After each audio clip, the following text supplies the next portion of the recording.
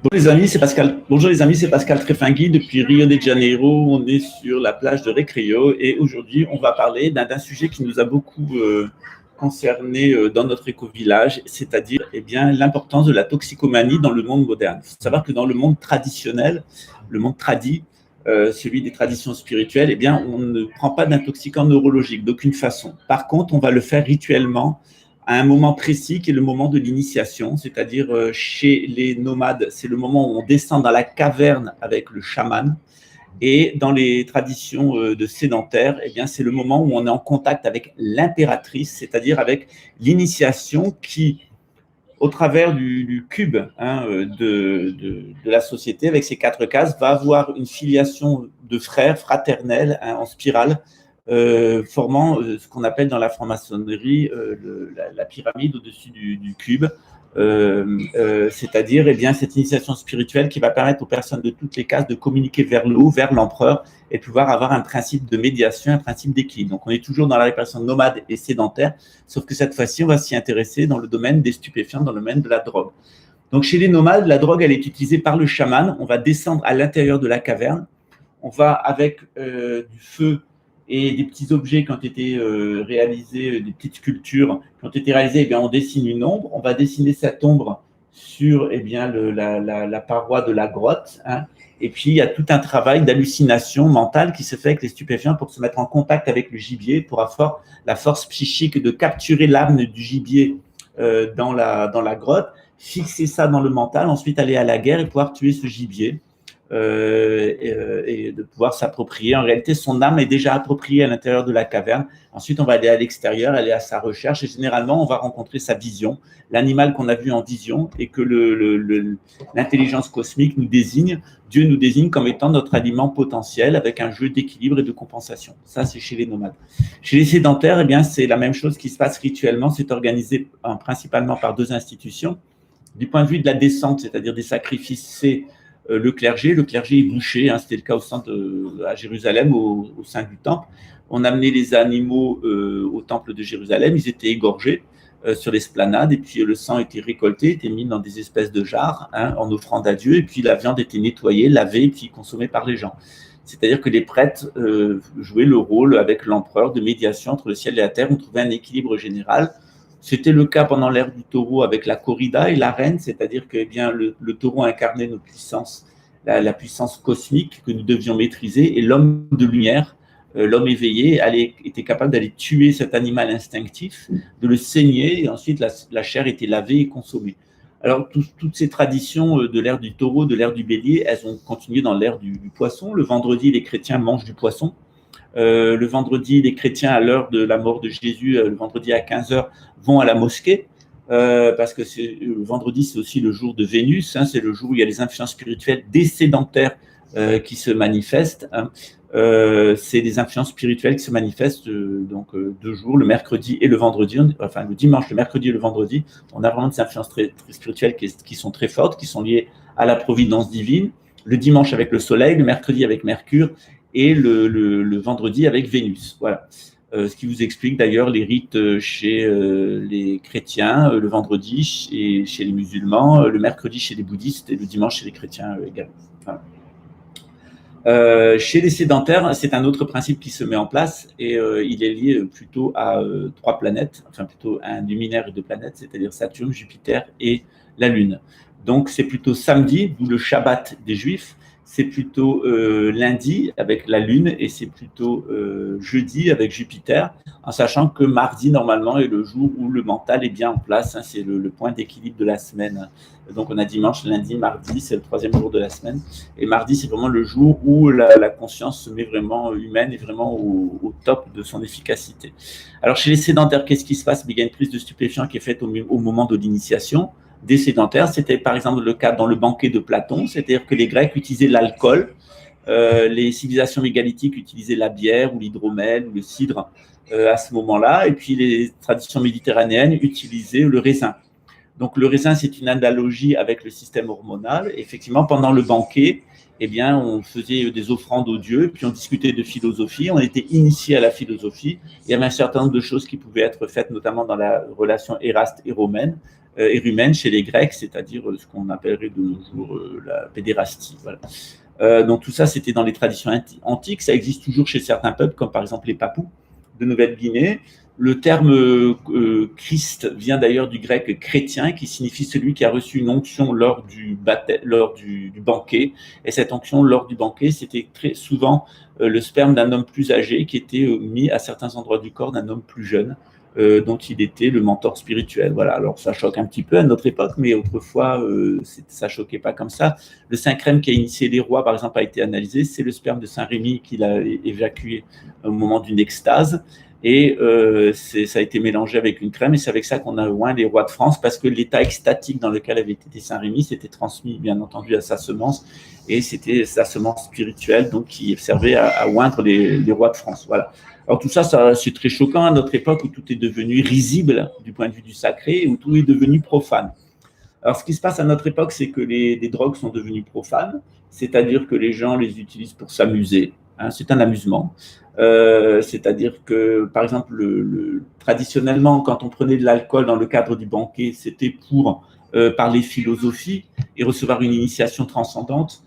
C'était les rites de Dionysos, mais c'était aussi les rites de la résurrection de l'Hésis.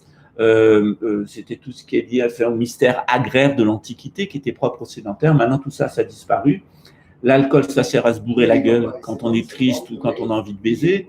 Et puis quand l'alcool ne suffit pas, eh bien, il y a des excitants traditionnels ne suffisent pas, comme le café, le chocolat, le thé, etc. ne suffisent pas avec l'alcool.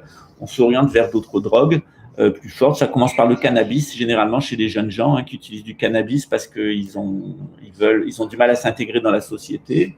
La société les stresse, et alors ils vont utiliser des stupéfiants comme le cannabis de manière sociale, c'est-à-dire pour se faire des potes, pour être un peu mou du bide, et puis faire des petits voyages. Voilà. Donc, il y a une accoutumance. Après, on passe aux drogues fortes. Il faut bien être clair que quand on commence avec le café, on peut finir avec l'héroïne.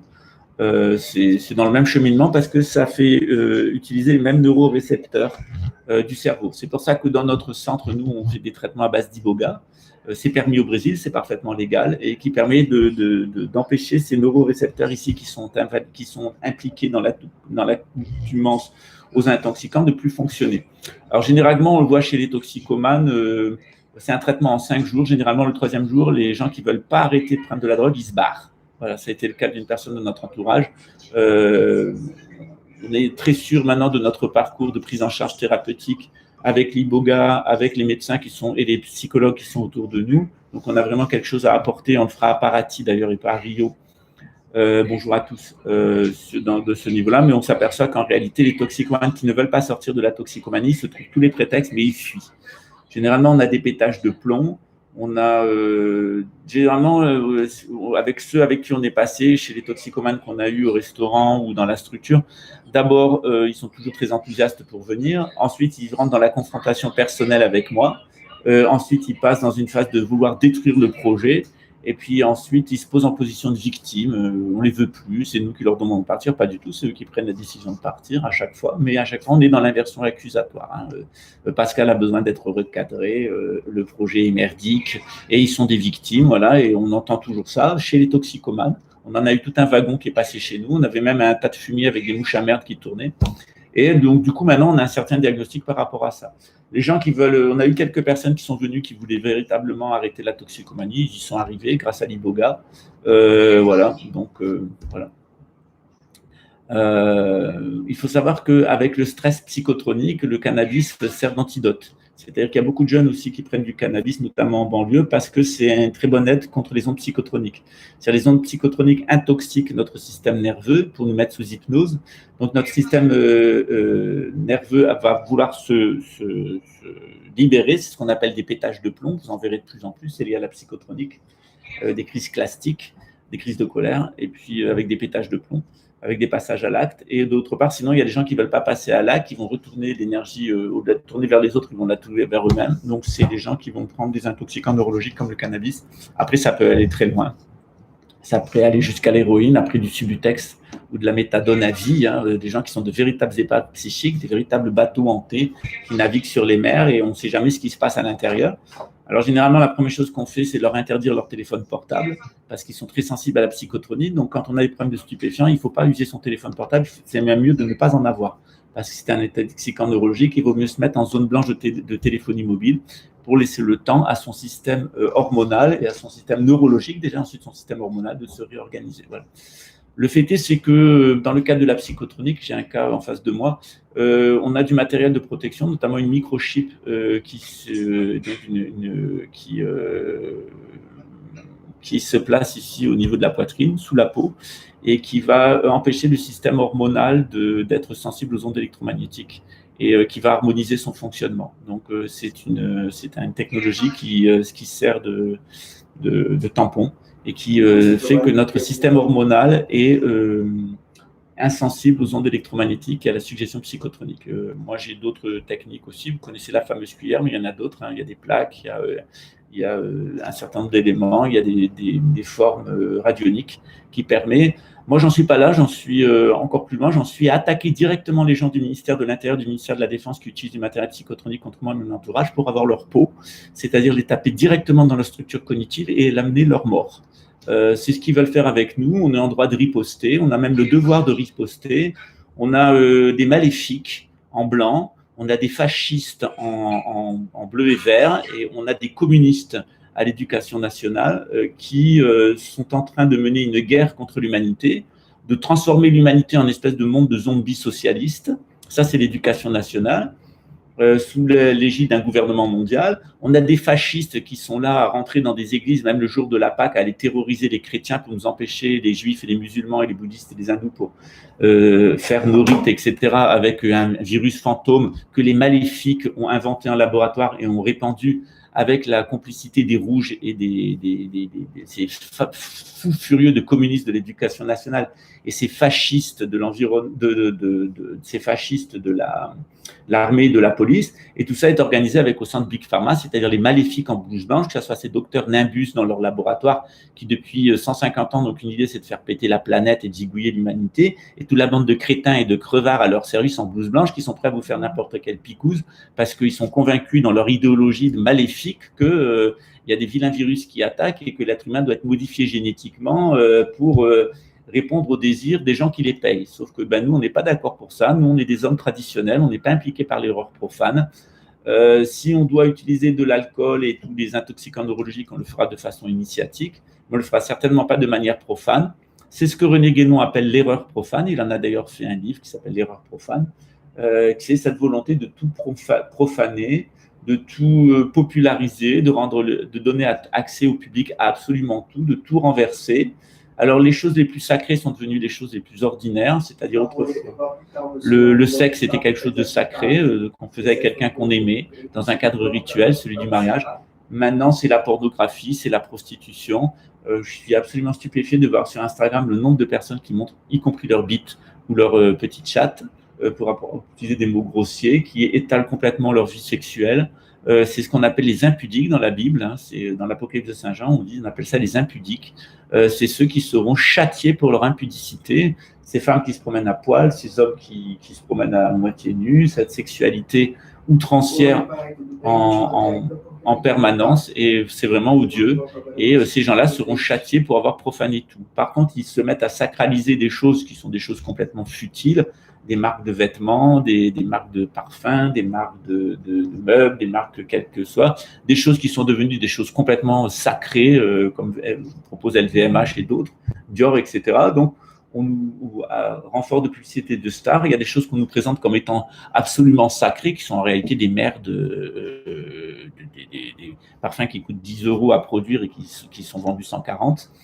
Pareil avec des malles qui sont vendues 2500, 10 000 € alors qu'elles coûtent 500, 600 € à produire. Donc on est vraiment dans une inversion satanique, l'inversement permanent de tout, où tout ce qui était autrefois le plus sacré, c'est-à-dire la sexualité, les initiations, l'intimité, les sentiments personnels qu'on porte pour une personne, tout ça c'était caché, ça relevait du domaine de l'intimité. Et dans le monde extérieur, dans le monde profane, on avait un comportement qui était cadré. Et bien maintenant, on est dans l'inverse, c'est-à-dire qu'on a des gens qui livrent l'intégralité de leur chaos intérieur et qui profanent absolument tout et qui se mettent à sacraliser des choses absolument ridicules, et en particulier l'argent, qui est devenu le sacré des plus sacrés. Et rentrer dans le temple sacré, c'est passer à la télévision. À partir du moment où on est passé à la télévision, on est rentré, oui, c'est elle la plus belle, tu vois, c'est les pêcheurs de perles, tu vois, oui, c'est elle, c'est la déesse. Ouais, c'est exactement ça. La déesse, c'est l'argent. Et là, c'est la déesse, la fée Carabosse télévision, qui est l'espèce de miroir absurde dans lequel les gens se regardent. On a une amie ici au Brésil, notre ami Jojo, qui avait un amoureux, un joueur de football, et qui a appris par Instagram qu'il avait une maîtresse et qui s'était moqué d'elle pendant des semaines. Et après avoir annoncé publiquement leur relation, eh bien, il a plaqué publiquement 2 jours. Donc notre pauvre amie Jojo, elle a le cœur en peine, parce que voilà une personne qui ne respecte rien, il ne respecte personne, jusqu'à manipuler une personne aussi gentille et aussi philosophe. Et c'est vraiment, Jojo, c'est une personnalité au Brésil que vous ne connaissez pas, mais elle est très sympa. Je vous mettrai une petite pub pour voir qui elle est. Le fait est, c'est que je suis partenaire dans une concession automobile, un truc de voiture d'occasion, dont je suis associé, et qu'elle est venue acheter un véhicule chez nous, et elle nous a laissé une très très gentille vidéo. Donc Jojo, merci à toi.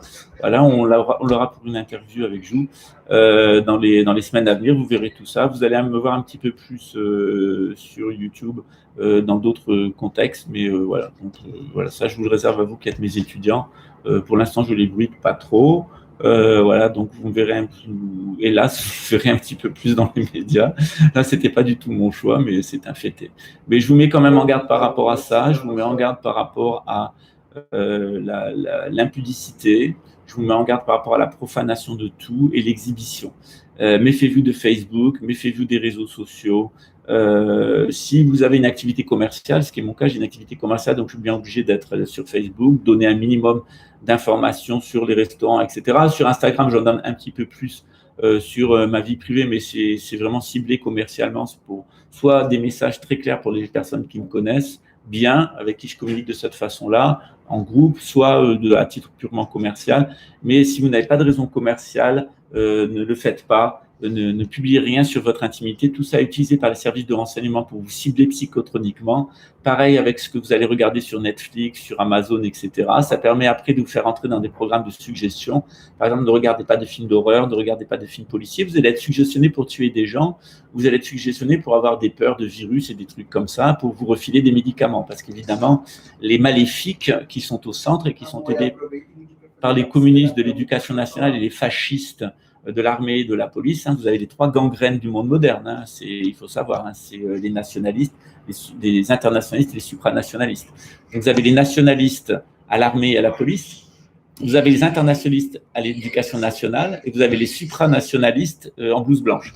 Donc c'est vraiment les 3 sortes de cafards dont les satanistes vont nous éliminer, vont nous débarrasser, parce qu'en réalité cette histoire de nouvel ordre mondial qui ne fonctionnera pas, c'est surtout l'opportunité pour Dieu de voir une partie de l'humanité qui est perverse, de voir des policiers qui sont capables de se comporter comme des fascistes, de voir des capitalistes et des socialistes se comporter comme de véritables petits internationalistes, absolument communistes jusqu'à la gangrène, et toute cette racaille en blouse blanche, que ce soit les savants, les médecins, les infirmières, les brancardiers, tout ce qui est lié à Big Pharma, qui est véritablement les maléfiques de notre époque, les empoisonneurs publics, avec un projet délirant derrière mené par la Fondation Rockefeller et le groupe des 13 cinglés. Voilà. Bon, faites très attention aux stupéfiants, notamment l'utilisation des stupéfiants de manière profane. Moi, je ne saurais vous conseiller d'ailleurs de ne boire ni café, ni thé, ni chocolat, ou de le faire en quantité extrêmement réduite, de vous dispenser totalement du cannabis et de ne surtout pas aller dans la cocaïne, méthamphétamine, cristal, comment on appelle ça, ecstasy, etc. De laisser toutes ces drogues profanes, parce qu'elles vont détruire votre système neurologique, elles vont vous rendre possédé par les mémoires ancestrales, possédé par les mémoires des vies précédentes et possédé par des entités. Donc nous, on a un très bon expert qu'on va retrouver d'ailleurs cette semaine, qui est Nicolas Lama-Poulbo, qu'on va retrouver pour les 8 circuits de conscience. On va passer dans les circuits de conscience supérieurs, ceux qui sont liés au LSD, à la MDA, à l'héroïne, à la cocaïne, etc. Vous allez voir ces drogues extrêmement fortes, comment elles nuisent au circuit de conscience et comment elles nous empêchent d'être co-créateurs de Dieu, et elles vont nous faire co-créateurs des entités du bas astral qui vont nous utiliser comme véhicule. Voilà. Donc c'est ce que j'avais à vous dire aujourd'hui. Je comptais rester une vingtaine de minutes avec vous. N'hésitez pas à faire la promotion de cette chaîne, n'hésitez pas à la partager avec des personnes de confiance. Je ne veux pas que cette chaîne devienne une chaîne grand public, elle est surtout réservée à mes étudiants de bouddhisme. On a un petit millier de personnes sur cette chaîne, c'est très bien, il ne faut pas aller trop au-delà. Je ne veux pas que ce soit une chaîne trop publique. Mais sur cette chaîne, vous allez quand même retrouver des enseignements du quotidien qui sont liés au bouddhisme. Donc, qu'est-ce que nous dit le bouddhisme par rapport aux intoxicants neurologiques? Le bouddhisme nous dit niet, pas d'intoxicants neurologiques.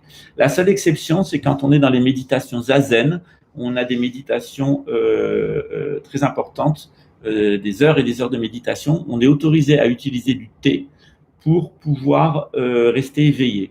Donc, c'est le seul intoxicant neurologique qui est autorisé dans le cadre bouddhiste. Mais dans le cadre bouddhiste, normalement, vous ne buvez pas de café, vous ne buvez pas de chocolat, vous n'en prenez pas, vous ne prenez pas de cannabis, vous ne prenez pas de cocaïne, vous ne prenez pas d'héroïne, d'ecstasy, de méthamphétamine. Tout ça, c'est interdit.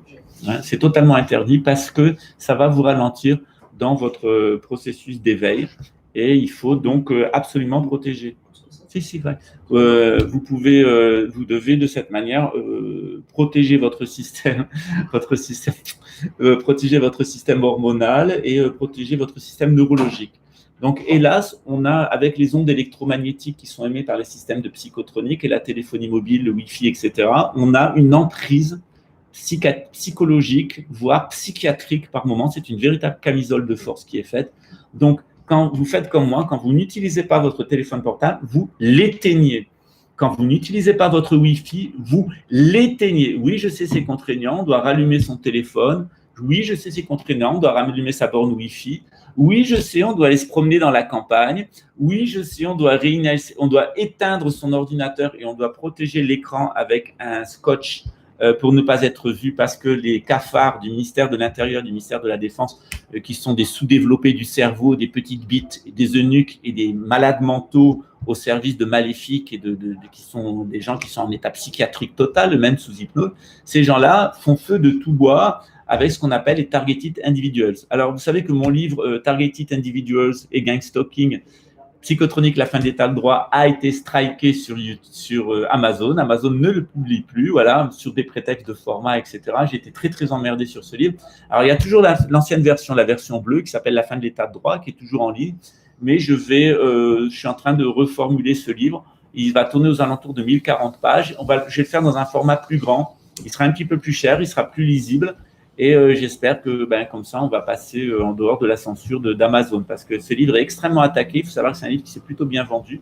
Il est extrêmement attaqué par le ministère de l'Intérieur et le ministère de la Défense français, parce que j'ai livré sur la base de témoignages d'avocats, de policiers, de gendarmes, de militaires, d'anciennes personnes du renseignement et de magistrats et de victimes, l'intégralité des pratiques absolument nauséabondes, des psychopathes, des malades mentaux et de l'écurie de crétins que le nouvel ordre mondial a recruté dans le cadre de nos sociétés pour alimenter ces services de psychotronique. Il faut savoir que généralement, on les fait passer dans ces services, c'est une condition pour qu'ils aient une promotion, et qu'on prend les plus tarés.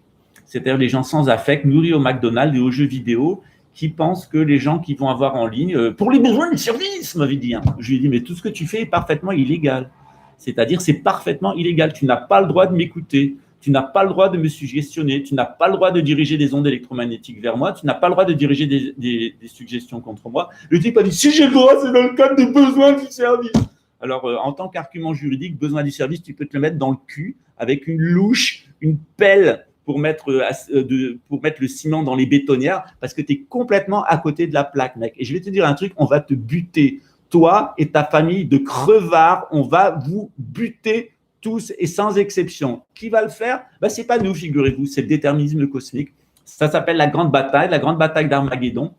Il va y avoir deux Armageddons, il va y avoir un Armageddon militaire et un Armageddon civil. Qu'est-ce que c'est l'Armageddon civil? C'est la révolte de tous les peuples contre les institutions, c'est-à-dire l'anéantissement et la liquidation physique des gens de l'éducation nationale, de Big Pharma et du lobby militaro-industriel qui sont éliminés physiquement par les populations, qui vont générer un chaos et un rejet total et mondial de toutes les institutions qui ont trempé dans le nouvel ordre mondial. D'autre part, dans le cadre de la Troisième Guerre mondiale, il y a la fameuse bataille d'Armageddon qui risque de tuer jusque 300 millions de personnes. C'est la plus grande guerre de l'histoire de l'humanité. Elle aura lieu dans la plaine d'Armageddon au Liban et au Moyen-Orient. Et cette guerre, elle va être menée sur la question de l'existence d'Israël. Et vous aurez des armées du monde entier qui vont s'affronter sur la question de l'État d'Israël. Et Jésus le dit, ça sera un jour de calamité. Que celui qui est au champ ne rentre pas chez lui chercher un manteau, etc. Parce que c'est vraiment, si Dieu n'intervenait pas de manière surnaturelle avec les personnes qui sont en son service pour arriver, c'est toute l'humanité qui périrait à ce moment-là, tellement cette guerre va être terrible puisqu'il s'agit d'une guerre atomique qui va viser plusieurs parties du monde et notamment la Palestine. Voilà. Donc deux Armageddons qui sont en train de se passer. Vous voyez jusqu'à quel point sont les policiers qui sont devenus et les militaires qui sont devenus de véritables fascistes. Je vous ai mis une vidéo d'une intrusion dans une église catholique polonaise au Canada et la façon dont le prêtre a sorti les cafards en noir du nouvel ordre mondial. Hein, ils sont même plus en bleu et vert, maintenant ils sont en noir. Vous les verrez de plus en plus en noir, comme les nazis, parce que ce sont des nazis. De l'autre côté, vous avez le sous-prolétariat de psychopathes au service de la République et du nouvel ordre mondial, tous plus gauchistes les uns comme les autres, les électeurs d'Emmanuel Macron, c'est-à-dire les membres de l'éducation nationale. Hein. Donc vous avez d'un côté les fachos en noir, de l'autre côté les cocos en rouge. Il y en a certains qui sont dans l'armée et la police, les autres sont dans l'éducation nationale. Et au centre, qui organise ce sinistre bal, c'est les blouses blanches, celles qu'on vous a demandé d'applaudir le soir, c'est-à-dire ceux qui justifient qu'on rentre dans une église le jour de la Pâque pour faire arrêter la messe au nom d'un nouvel ordre sanitaire. Et de l'autre côté, ce lavage de cerveau qui est fait sur nos enfants, à qui on met des masques, à qui on fait des injections, etc., pour les rendre stériles, modifier leur ADN, et j'en passe avec des thérapies géniques.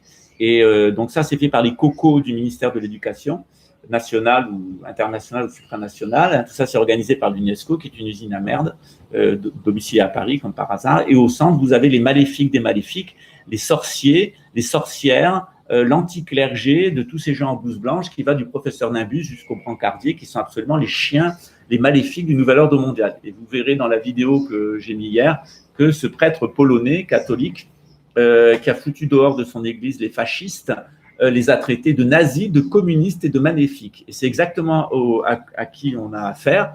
On a affaire aux Noirs, c'est-à-dire la police et l'armée qui sont des fascistes.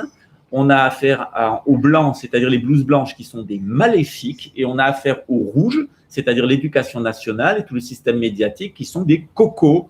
Le pourrissement de l'éducation nationale par le marxisme a été continu et constant.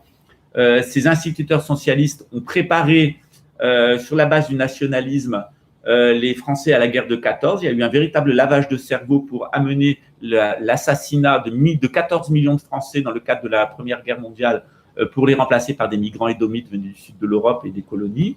Et dans la Deuxième Guerre mondiale, ces mêmes instituteurs socialistes ont dressé toute une génération au défaitisme. Et dans le cadre de l'accord de Hitler avec Staline, d'ailleurs, ils ont préparé les gens à la collaboration. Donc, une éducation nationale complètement pourrie depuis sa création en 1791, qui n'est qu'un instrument de lavage de cerveau au service du satanisme. Au centre, Big Pharma avec les blouses blanches qui sont les maléfiques, les professeurs Nimbus et tous les abrutis sectaires. C'est un sectarisme absolument innommable et ignoble. Hein. Et de l'autre côté, cette bande de nazis. Donc, vous avez là les trois, l'éducation nationale, le Big Pharma et le lobby militaro-industriel, et avec l'éducation nationale médiatique, vous avez les bleus, blancs, rouges, hein, ou plutôt les noirs, blancs, rouges, mais c'est plutôt les bleus, blancs, rouges. Vous les avez là, ils sont exactement sur ça. C'est ces gens en bleu, noir et vert, ces gens en blanc et ces gens en rouge, ces gens de l'éducation nationale et des médias qui sont de véritables cocos. Vous avez les fachos, les cocos et les maléfiques, et c'est exactement de ces noms d'oiseaux que les a appelés ce courageux prêtre catholique polonais du Canada, qui les a foutus dehors et qui leur a dit « Vous ne foutrez pas les pieds chez moi, je vous interdis de venir chez moi, vous avez profané la plus sacrée des fêtes chrétiennes, qui est la fête de la résurrection du Christ, que la malédiction de Dieu soit sur vous. » Et ces gens-là sont des maudits, sont des maléfiques, que ce soit l'armée, la police, Big Pharma, l'éducation nationale et les médias, ces gens sont des maléfiques et des maudits. C'est ces gens-là qui vous poussent à prendre du thé, du café, du chocolat, etc., à renfort de publicité. C'est ces gens-là qui poussent vos gosses à prendre du cannabis Les plus fragiles deviennent complètement toxicomanes. Vous avez vu le cas de Juan ces derniers mois, qui vraiment a eu un parcours mais infernal, ce pauvre gamin, c'est terrible. On a eu vraiment beaucoup de difficultés à pouvoir l'aider et le sauver. Tous les jours, je serai là pour vous faire une piqûre de rappel sur l'identité de la République française. La République française est la version institutionnelle du satanisme. La République française, c'est le satanisme à l'état pur, mené par des satanistes, pédocriminels, ritualistes et cannibales. Si vous ne l'avez pas compris, eh bien, suivez mes vidéos. C'est ce que je vous explique depuis maintenant 1 an et demi, de strike en strike, puisque vous voyez comme je suis striké en permanence, alors que le guignol de Marrakech, le guignol de Strasbourg et le guignol de Suisse ont toujours une audience merveilleuse de centaines de milliers de zombies qui continuent à les suivre. Donc, c'est pas grave. La vérité, c'est toujours accessible à une petite élite. Le mensonge, c'est toujours ce qu'aime le peuple, c'est toujours ce qu'aime la foule. La foule aime le mensonge. Il n'y a qu'une petite élite qui est capable d'accéder à la vérité, capable de la comprendre et capable aussi d'en tirer les conséquences. Il n'y aura aucune aide extérieure. Il n'y aura aucun retournement. On est dans le déterminisme historique. Il n'y aura que des solutions individuelles. La première solution que vous pouvez mettre en œuvre, c'est vous mettre à la campagne et ne plus dépendre de l'État si vous voulez rester dans l'hémisphère nord. Sinon, venir dans l'hémisphère sud, où nous, on ne va pas passer par ce que vous êtes dans l'hémisphère nord parce qu'on rentre dans l'ère du lion. C'est nous qui allons dominer et que c'est nécessairement nous qui allons faire échouer le nouvel ordre mondial parce que les Américains veulent s'appuyer sur le Brésil pour mener leur 3e guerre mondiale et on risque fort de leur faire grande défection. Voilà. Et oui, les Brésiliens ne sont pas des gens sérieux et ils ont tout à fait raison de l'être. Voilà. Je voulais vous dire de plus, et bien, comme tous les jours, shalom, salam, salut, Shema Israël, Adonai Eloheinu, Adonai Echad, Bismillah, Al-Khaman, Al-Chaim, notre Père qui es aux cieux, que ton nom soit sanctifié et que ton règne advienne. Et c'est le règne de Dieu que nous souhaitons voir advenir. Voilà. Ça, c'était pour la partie bouddhisme et la partie religion. Pour la partie Rio Eco-Village, on a des nouveautés. On va vous dire ça dans les semaines à venir. Ça marche bien pour nous. On a maintenant 2 éco-villages superbes en perspective. Et puis, nos entités économiques fonctionnent très bien. Et on va aller faire, comme notre galpon du complexe de l'Allemand est pratiquement terminé, eh bien, on va aller maintenant monter notre école de cinéma avec notre crypto-monnaie, notre centre de recyclage. Voilà, on va commencer par l'école du cinéma. Et je remercie encore une fois toutes les stars brésiliennes qui m'ont aidé dans ce projet. Et Netflix Brésil, voilà, en la personne d'Adriano Manquech. Voilà, je vous remercie. Je vous invite évidemment à relire Des pions sur l'échiquier de William Guy de Cars. Vous avez aussi mon livre qui s'appelle Les tréteaux de l'Antéchrist, qui vous explique exactement ce que sont les évangélistes, les sionistes, les évangélistes et les islamistes, les enfants de l'Antéchrist. C'est un livre qui est écrit en arabe et en français, mais vous pouvez le suivre en français comme en arabe. Il y a un chapitre, il y a une page en arabe classique, une page en français. C'est un livre qui a beaucoup plu jusqu'à Dubaï. Qui a eu son petit succès dans le monde arabe. Je remercie à nouveau mon traducteur tunisien de m'avoir aidé parce que mon arabe n'est pas très bon. C'est le moins qu'on puisse dire. Voilà. Donc, écoutez, je vous souhaite le meilleur pour la suite. De toute façon, les gens des traditions spirituelles, on est unis ensemble. On sait qu'on gagnera et que le nouvel ordre mondial va s'effondrer parce qu'en fait, derrière, c'est notre retour au pouvoir qui s'annonce, c'est notre victoire et elle sera depuis l'hémisphère sud et elle sera en particulier depuis le Brésil. Et en particulier selon la prophétie de Don Bosco et celle de Chico Xavier. Voilà. Écoutez, je vous souhaite le meilleur pour la suite. Vous avez évidemment des livres audio de William Guy de Cars. Je vous invite aussi à relire le livre d'André Bergeron qui s'appelle Le corps mystique de l'Antéchrist, pour les Québécois qui le connaissent bien, Le corps mystique de l'Antéchrist d'André Bergeron. C'est un très bon livre. De revoir les vidéos du père Régimbald, qui était un brave prêtre catholique qui a dénoncé la conspiration, la conjuration des 13 familles de Jésuito-Illuminati, ce qui était très courageux de sa part, puisqu'il était au sein même de l'Église catholique, était noyauté depuis Vatican II par le jésuitisme et l'illuminatisme. Je vous souhaite le meilleur pour aujourd'hui, puis je vous dis à bientôt. Maintenant, je vais retrouver mon amoureux, parce qu'on a du boulot, figurez-vous. Voilà, je vous souhaite une bonne journée. Vous l'avez vu passer, mais on va maintenant rendre notre relation officielle. Voilà, on voulait attendre un petit peu, mais bon, on va le faire maintenant officiellement. Voilà, donc c'est quelqu'un qui est très très connu au Brésil, c'est un des meilleurs artistes, c'est un des 5 grands architectes d'intérieur brésiliens et il anime plusieurs émissions de télévision au Brésil, voilà. Voilà. Donc, eh bien, écoutez, voilà, vous le connaîtrez bientôt puisqu'on fera une vidéo ensemble. Actuellement, il prend des cours de français et des cours de bouddhisme. Et puis, on travaille ensemble sur notre projet d'éco-village puisque c'est lui qui va signer notre architecture. Voilà.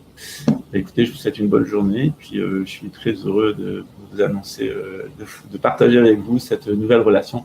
On verra ce que ça durera, mais on s'entend plutôt bien. À très bientôt. Ciao.